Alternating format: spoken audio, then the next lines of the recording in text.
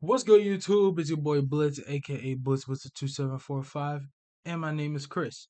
So, we are going to check out Tubbs' new video that recently dropped. I recorded that other one, and I was scrolling, and I saw this. I knew we had to react to it. So, this is the children's YouTuber with an interesting past, and this is about Blippi, apparently, which kind of scares me because I hear Blippi is really popular and I'm really wondering what's going on. And I'm really wondering because I'm hearing all about this like cocoa melon is like crazy addictive and it is terrible for kids stuff. And I'm wondering how this is this is going on. So I really will look. So I'm very interested in this. I'm very interested. But with that being said, like, subscribe, and with that being said, let's get into it. Thanks to Rocket Money for sponsoring today's video. More on them later. Awesome. What are the chances you know Blippi? Because given the sheer size of his channel, I'd say it's extremely likely you've come across this blue and orange hat wearing man. Especially if you have younger siblings or if you have kids yourself, or maybe for some reason you enjoy watching children's content. If you've never heard of Blippi, well, that's no problem, because I'll do my best to introduce you to this man right here. Yeah, this dude, he averages over 100 million monthly views on YouTube. He can be described as using his whirlwind of energy and bright colors to keep millions of 3-year-olds out there glued to their YouTube screens. Simply browse through his videos and you'll definitely see how he does it. He just reeks of fun and learning around any imaginable kids topic, from jungle animals, indoor playgrounds, Halloween songs, to museums, aquariums, and rather oddly, even NASCAR racing. And you've really got to believe me when I say this dude's popular, because he has 935 million views on just one video. And in classic kids fashion, it's about an obscure, I guess not that obscure topic, it's jungle animals. Kids really rule Oh, the internet, don't they? Anyway, we'll come back to his success mm, later in the video. like, hey, kids rule one part of the internet. The other part, that's us. And by us, I mean everyone who's pretty much gonna make dark humor jokes. Yeah. Well, actually, no. Kids and family rule YouTube because it's YouTube, man. Like they're gonna try and make it family friendly, but as far as the internet in general, nah, that's us. I want to focus on this video is the disgusting past of everyone's best friend Blippi, who's actually gone through some great lengths to keep his past hidden. It actually has come as a surprise to many that Blippi, real name Stephen John, hasn't always been the child's hero we see today. Before setting off to start the Blippi YouTube channel back in 2014 and becoming the huge success he is, Stephen John, who by the way changed his legal name from Stephen J. Grossman, had a much different life in Los Angeles. He was a filmmaker and created content that, let's just say, was not family friendly. Like, at all. He played this persona called Steezy Grossman, and what he did was make films that have been termed low budget and lowbrow, with titles like Turd Boy and The Underwear Man. One of the things I'm talking about is his The R-rated actual twist on the third. Harlem Shake meme. The Harlem Shake poop Uh, video, where he poops on his friend in the video. He poops on his friend in the video. Obviously, I'm not gonna show that. But hold your horses, Please guys. We're gonna get there, okay? This is just the intro of the video. It's insane to think that the same person who found that funny is currently the roller coaster of all things fun and education for kids from all over the world. With all that being said, let's get into it. Let's take a deep dive into how this filmmaker, who was a custodian of extremely horrifying humor, transformed into a really loved children's entertainer. We'll also be taking a look at what parents think of him now that his past is no longer hidden. And now, a quick word from our sponsor. I mean, well, not to interrupt the sponsor, but we're gonna skip it anyway. But not to. But it's just like what's his name? The dude who used to review Skylanders. Enrage. What was it? Enrage gamer or something like that. The irate gamer. Him. He. Something about him running Puppet Steve. I saw. I don't remember if that was really true or not. But it's like it's something like that. Like you'll have something before you'll have something and then you realize or you see like, oh, maybe I can do this and this type of family friendly thing and make a lot of money like people will immediately rush to that, man. If people can make family friendly content and that shit can go up on YouTube Kids, like they're gonna go for that, bro. I can't do that. Like me personally, I can never. Like it would take me years of training.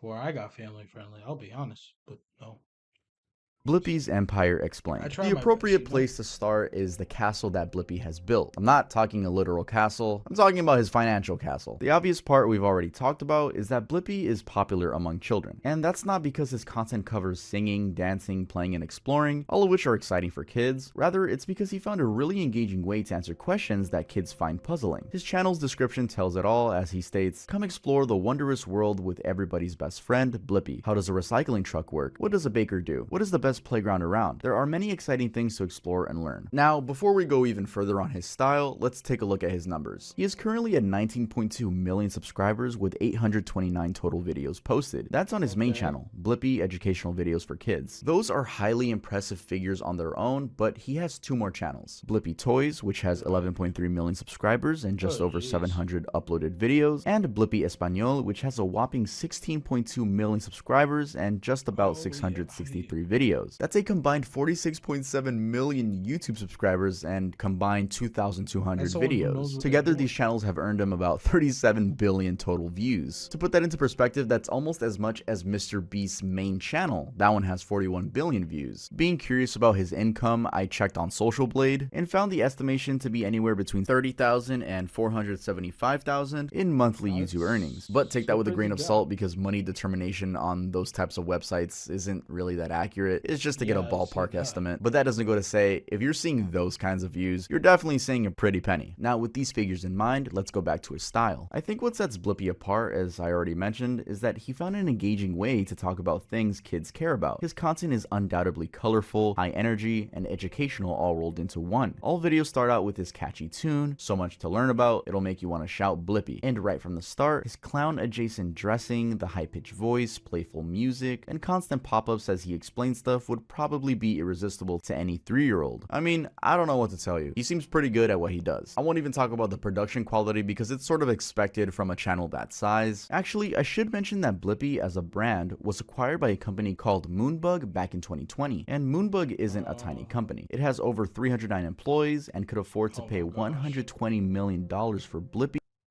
Yeah, that looks like the type of company to purchase Blippi. That alone looks like the type of company to purchase Blippi. Jeez.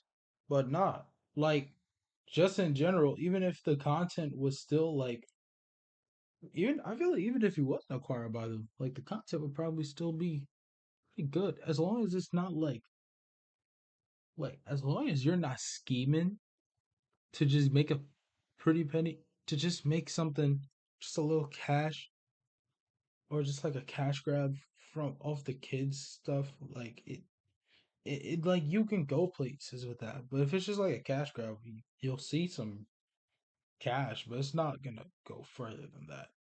Cause this, cause him, he's gonna probably be up there in like either a year or so. I won't be surprised if he gets something on the network, but I guess we'll have to see.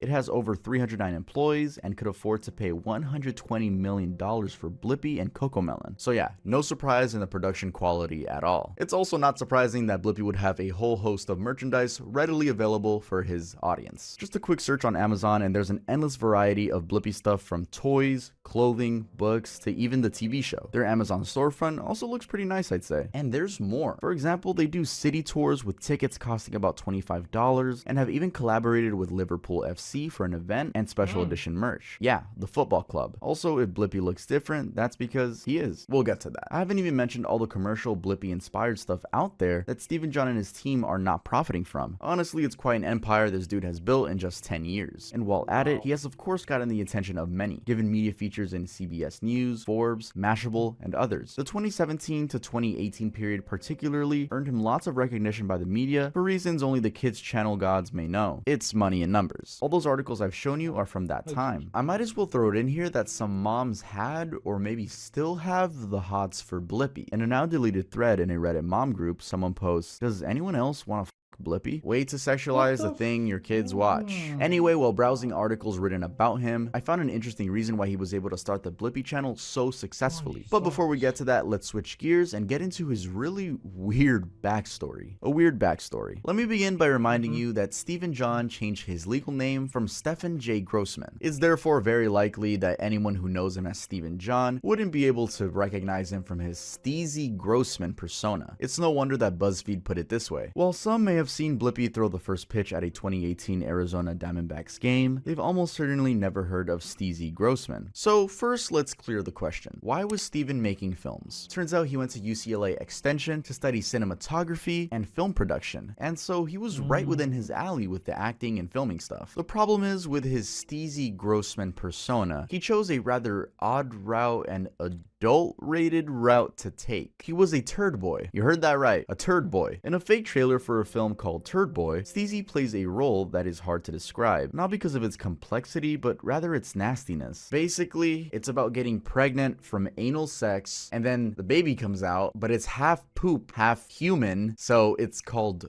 Turd Boy, and the whole little skit fake trailer video he made is about the kid, I guess, getting bullied and going through life and its troubles, and it's like him covered in makeup prosthetics of poop, so it's pretty gross. And apparently he was really proud. What? What?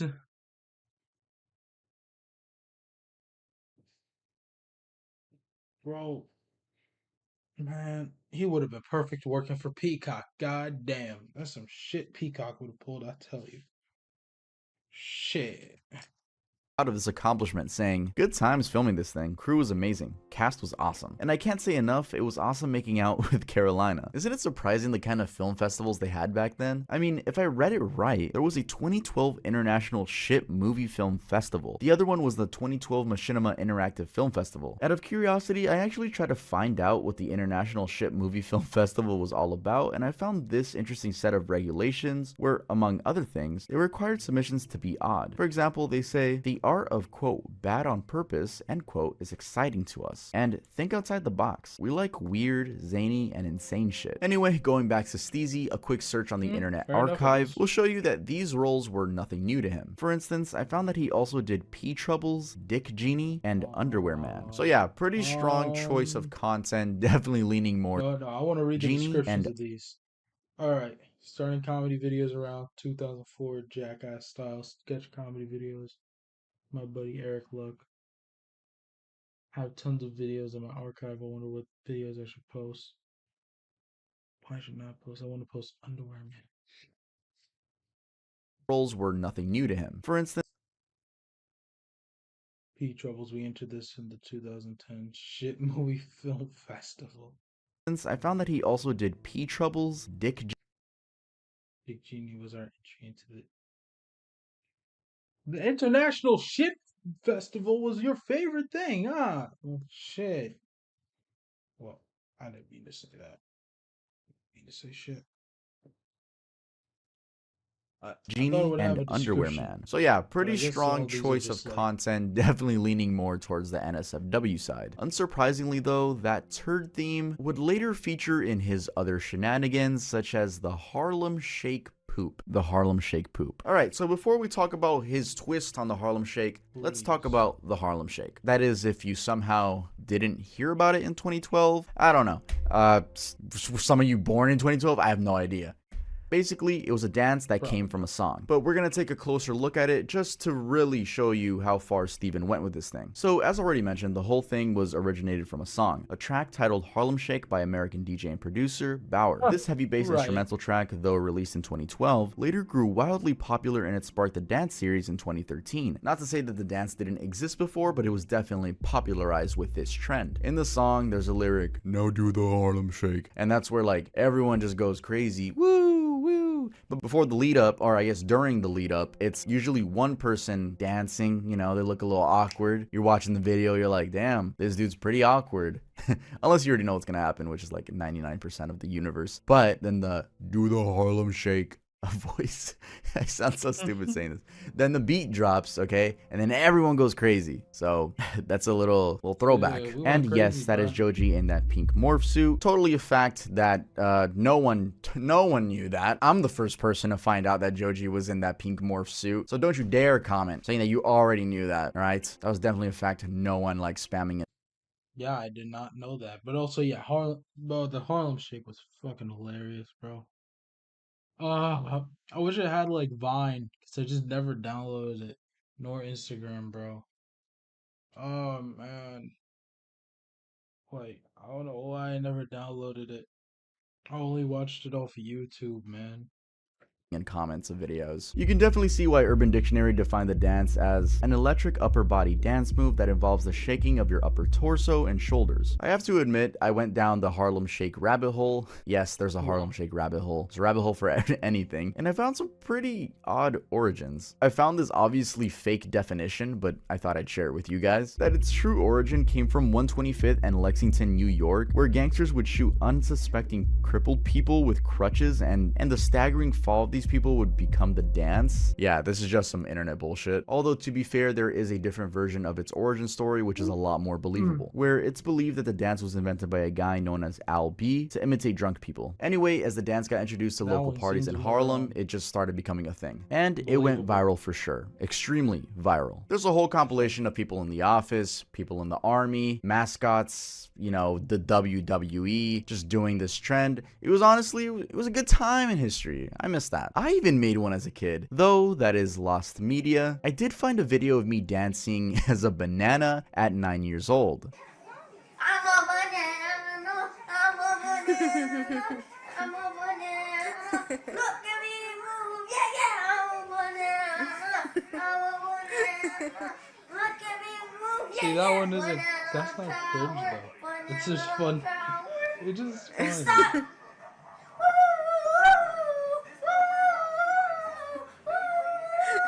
I'm done. All right, I don't know how to transition to the next topic, but let's get to the next section. Now, going He back was to our killing that guy shit though. Steven, he decided he wanted to be a part of this trend, but in a very unique way. He called his version the Harlem Shake Poop, and because I can't show the video, I'll try my best to describe it without getting demonetized. So the scene is set in a normal bathroom. He's sitting on the toilet with his pants down to his ankles, and he's wearing a cycling helmet and some goggles. And you know, the song is building up, the classic Harlem Shake build up, and he's dancing. There's no one else in the toilet with him or in the room, the bathroom. And then it's like, do the Harlem Shake. And extremely gross warning here, he then diarrheas onto his friend who's laying upside down on the ground. It's like a missile of brown. So definitely not showing that, but it's a real video. I watched it, and it is blip. Hold on. I need to get where's some water.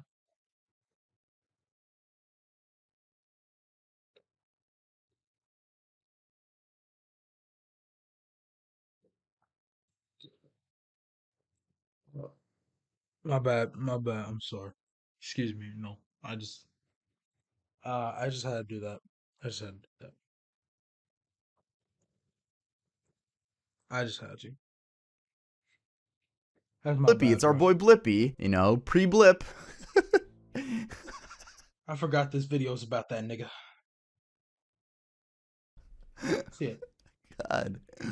Yep, morbid documentaries, guys. This is what we do here. Oh, did I mention that his Yeah. friend was also butt naked? Well, he was. Again, saying that the You didn't video have is to mention gross that is, part. it's an understatement. As this Redditor put it, that You was know that. 1,000 times worse than whatever I thought it would be. Now, this side of Blippy may have remained hidden if it wasn't for a BuzzFeed article. Yeah, BuzzFeed of all companies were the people that brought this to light. To be specific, it was a BuzzFeed article from 2019. And in the classic style of media, the story was published over and over and over again by other publishing medias. And of course, it was all over social media, like this Reddit post, some YouTube videos talking about it. The aftermath was also in the form of pushback by some parents. This article, for example, suggests that some parents would need therapy to, quote, cope with the news that Blippy shat on someone, end quote. Another article details the response from a mom of 2 in Virginia who said, this kind of changes the game for me as far as letting my kids watch his videos. It just feels weird to know that he participated in these disgusting acts and has now shifted his focus to working with children. We wouldn't let a teacher with that background work with kids. Why would a child entertainer be be any different, using copyright laws to hide the dark past. So I again, mean, just so that's we're on the fair. same page here, in 2019, BuzzFeed revealed his past. I feel like that's fair, but at the same time, it's like he's clear. It's like if you haven't seen if you haven't heard anything recent, because that's like his past.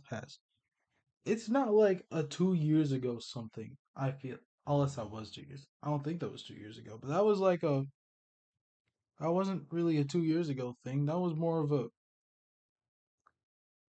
a bit longer back thing.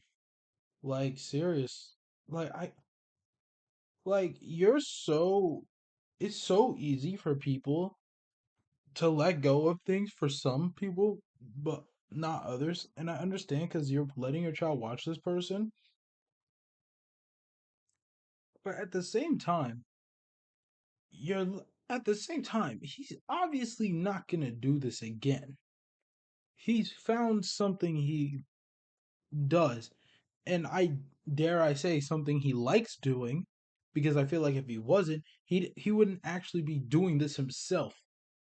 Like if I like let's say I wanted to do something like this, I wouldn't be doing this myself. Like I wouldn't be going on the screen and doing this. I'd find an animation or something like that. Like it'd be hell and I'd be making money. I'd just have to suck it up like that. But putting yourself on screen like that, especially after like knowing what you did and stuff, and when people found that out and you're still doing it, like seriously. So I'd let him cross. Like I'd let him cross at this point. I don't know. And what did Blippi do? Well, he Yes, and slash or his team filed a DMCA copyright infringement claim against BuzzFeed to not publish the video anywhere. And a DMCA claim, for anyone who might not know, allows a person, the copyright holder, to get someone else, like a website, to take down Okay. user uploaded material that belongs to the copyright holder. So in our case, Steven Right. was the owner of the Harlem Shake poop video and used the copyright law to get BuzzFeed to not publish the video anywhere. It also turns out Fun fact: the DMCA can also be used when someone has a license for something. Something is not just the owner. So yeah, if you have the license, or if you own, not just if you originally owned the media, if you have the license to that media, you can issue a DMCA. that he didn't only Game send a fact. legal notice of infringement to BuzzFeed, he also sent it to Google after a Russian website hosted it and Google indexed it. A Vice article also clarifies that in an interview, Blippi said that it wasn't the BuzzFeed report that prompted his response. Rather, he had already been doing that for years whenever it popped up somewhere online. He specifically said, "It wasn't BuzzFeed's reporting that led me to try to get the video taken down. I've been doing that for years, pretty much whenever and wherever I find it up somewhere." He also came after the Vice people a little bit, saying, "Filing a takedown notice hardly qualifies as going to, quote, extreme lengths." I don't know, man. True. I think it's Uh, pretty extreme. I don't know if you it's extreme, but not too extreme. Like, not trying to seem like I'm defending the guy. It's very extreme to go for like copyright and stuff. But I say it depends on the situation. Because if you claim you've been doing this for a while, whenever it comes up, and you genuinely just don't want that on the internet anymore, that's something.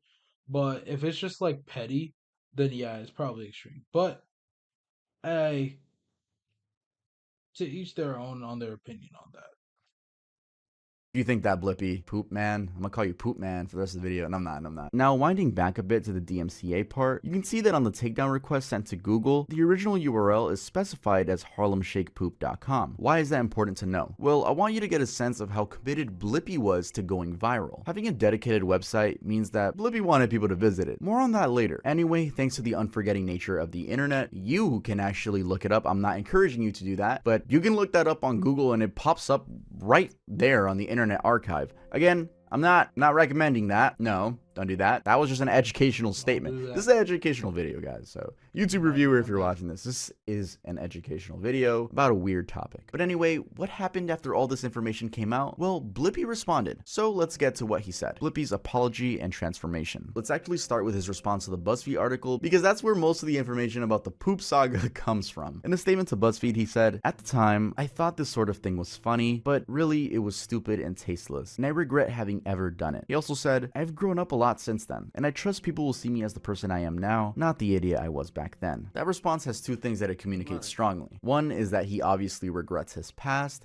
and two, he's alluding to the fact that he's changed as a person. However, like a shadow, his past keeps lingering and there's no real way to shake it off. In fact, a good way to perceive this is to think of what our community now insinuated. Should John's checkered history determine the fate of his beloved character Blippi? In other words, should bad history mean that a person can never change? This is a topic that we've actually talked about in my YouTubers that ruin their lives video, specifically the Shane Dawson part, because these are people that have done really horrible things. Blippi was It obviously depends on what they've done. Cause that was disgusting. It was a disgusting video that he's obviously trying one doesn't want people to see again. Probably because he thinks he realizes it's terrible, and two, regrets doing it. And clearly he's a changed person now. He's not trying to make that type of content on the side or anything. He's sticking to this. But as far as the other people in that video, no. Some of them don't deserve second chances. Some people's past doesn't deserve second chances. But if it doesn't have anything to do with like, I feel like if the police don't have to get involved, you can be forgiven on some level. On some level, it can depend on what that is too. was just disgusting. I don't think he like hurt anyone. But believing in Right. growth, you know, if you want to believe in that someone has grown, that's on you. But usually there is evidence, you know. If this dude hasn't done anything crazy in 10 years, it's more than likely that he's changed. But you know, we'll never know behind closed doors. Like 10 years, and you're saying like you don't feel comfortable with that? Again, I get it. I get it. You're a parent. You don't want your kid watching someone who shit on another person. Pause. Who did that shit? Wow. But still, like seriously, I honestly think 10 years, like people, like I really think if people just thought of, I think if people thought about like he did this 10 years ago, he's doing this now. He hasn't done anything crazy since. Yeah, sure, why not? Or at least I don't think so. So hopefully not. Steven's lawyer actually put it as, it was a consensual, non-sexual poop joke. No one got hurt, it's not sexist or criminal or problematic, it's just pure jackass prank stupidity. Blippi also responded to the Vice article about his use of copyright law to bury his past. Again, he emphasized that he was regretful of having made the poop video or even finding that kind of entertainment funny. He said, although I thought stuff like the Harlem Shake poop video was funny when I was in my early 20s, these days I'm really embarrassed that I ever did anything as stupid and gross as that. He even took a jab at the journalistic standards of both Vice and BuzzFeed. He implied that Vice, and I've already mentioned this, was inaccurate for saying he went to extreme lengths to try to get the video taken down after the BuzzFeed article came out. He suggested that BuzzFeed's article was not, quote, a blockbuster investigative report, end quote, as Vice phrased it. And the sheer fact that Vice thought that was true was reflective of deteriorated journalistic standards. Basically, I think he was just trying to tell him that y'all hyped up this video of me pooping, and it's not worth the hype. But Blippi, let me tell you something, it is worth the hype. It is. In fact, there are parents who are still on his side even after discovering his past. Our community now reported, for some parents, the apology is sincere, and the benefits of Blippi outweigh his past history. One parent, for instance, speaking to BuzzFeed, said, do I want my kid to go and give him a hug? Probably not, but I also don't want to deprive my kid of his construction videos that have actually really helped boost his language skills. I just might not watch that Chocolate Factory video again. I don't know exactly which video she's referring to, but I'm willing to bet it's this one. Anyway, the point is that even after some parents discover his past, they're not going to go through the effort to cancel him. And this is obviously kind of true given his growth in the past couple of years. At the time that BuzzFeed published our article, the channel was at about 3.6 million YouTube subscribers, and that number has now grown to 19.2 million. And his other channels have also experienced a similar trend. There's a chance growth means people love him, right? Viral strategy using past skills. Now, while that poop stuff is a major controversy, that isn't the only thing that puts people off when it comes to Blippi. For example, there's an entire Reddit thread framing him as just a guy after money with no care for the children he's supposed to be entertaining. The thread, which could be just a rant to be fair, mentions that Blippi seems obsessed with brand growth given how he's always emphasizing the kids to spell out his name and search it online, sort of drilling his brand into their young minds. But if you want to watch more of my videos, all you have to do is search for my name. Will you spell my name with me? Ready? B-L-I-P-P-I.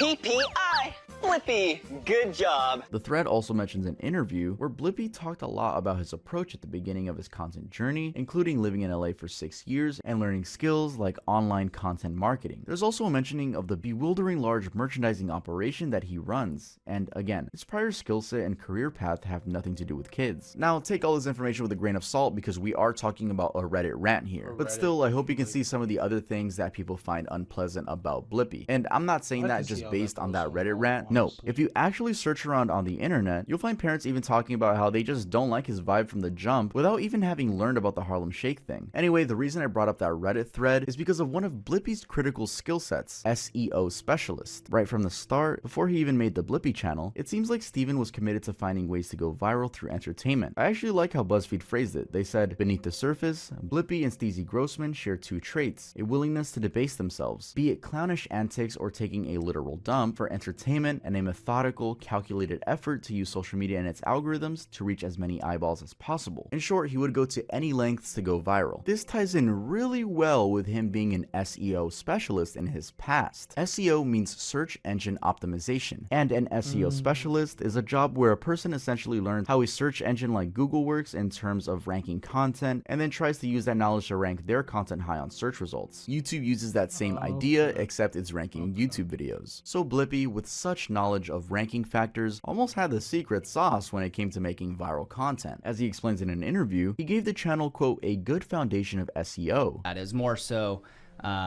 giving it a good foundation of SEO, and then from there creating more and more videos with a good foundation of SEO. Once he had that going, it was just a matter of spamming videos. Now, in case you're still lost of what I'm talking about here, think of it this way. For example, if kids are searching up Skibbity Toilet on YouTube, how would you get them to find you? Well, you make a video revolving around Skibbity Toilet. There's a chance you'll appear in the search results. They wouldn't click on a video, you know, my vlog, my trip to the mall. You gotta hop on trending topics. It's almost how I blew up. It's exactly how I blew up. You just hop on trending topics, but he did it in a crazy way in terms of kid trends, like very niche things. I don't know how else to describe that. You can do your own research on SEO, especially when it comes to children's content, but that's a different world. It's the same YouTube algorithm, but it's just a different world, because I feel like kid trends just last for years. Like, there are still kids watching Baby Shark videos, you know? The point here is that whether it was poop videos or making content for children, he's a smart dude. Remember that even his Harlem Shake video had its own website, www.harlemshakepoop.com. And this was back in 2013 when websites weren't that easy to make. TechCrunch did actually publish an article showing just how much search traffic the term Harlem Shake was getting at the time. Now, also worth mentioning is that with a background on SEO and online marketing, it's no wonder that Blippi could see an opportunity in the market and take it. One neat trick SEO specialists use is that if you search for a specific phrase and nothing of value comes up, that's a sign they can create content around that phrase and rank first on Google's platforms. That's exactly how Steven's channel started. He says, my 2-year-old nephew wanted to watch tractor videos online, but all we could find was, well, garbage. The videos certainly weren't educational. I wanted to bring positive emotions and experiences to the act of learning. I wanted to share my curiosity with others. I wanted to make videos my nephew would be both entertained and educated by. His bet on children's content was also based on the lack of good content on YouTube. He explains that most of the good content back then was just on cable. Free content was not good. And he gives the example of tractor videos that had nothing other than just tractors with background music. Pre-2014 era YouTube wasn't much of a career for many people. There were a few lucky ones that a lot of us watched, but that was it. So it was obvious that because people saw it as a fun platform, they didn't put too much thought into the production quality of their content. Times were just different. Music videos were leading in views, for instance. Now Mr. Beast can get more views than a mainstream artist on a couple videos. Hashtag not my Blippi. Now let's wrap this up by highlighting some of the recent, or maybe not so recent, drama facing the Blippi brand. And honestly, there's not much to it other than the addition of a new Blippi actor. But this has come with resistance from many parents. The new guy, Clayton Grimm, says he ended up in the position because he'd been hired to play Blippi in Blippi the Musical after auditioning 4 times. Yeah, there's also a musical. This was back in 2019. Steven had apparently decided to look for a second Blippi so he could make more videos. Out of necessity, Grimm went from playing the musical to being flown to LA to make content, and soon enough, he was everywhere that the original Blippi had been. We're talking about Hulu, HBO, Netflix, etc. Now, like I said said the drama was that some parents just resisted the fact that there was a new Blippi actor. Even though he wasn't taking it over, he was just filling in The sometimes. parents Under the hashtag resisted. NotMyBlippy, you can find videos all talking about the parents' dissatisfaction. Apparently in the comments, some of the moms even implied that Grimm was the Wish version of the real Blippi. Kids were also not left behind and expressing their disappointment. Okay.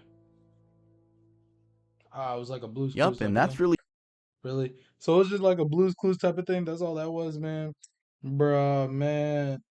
Like, I do find that crazy. You were complaining about how the what the previous guy did, and then now that a new guy without any type of past comes in, it's like, nah, you can't get rid of the old guy though.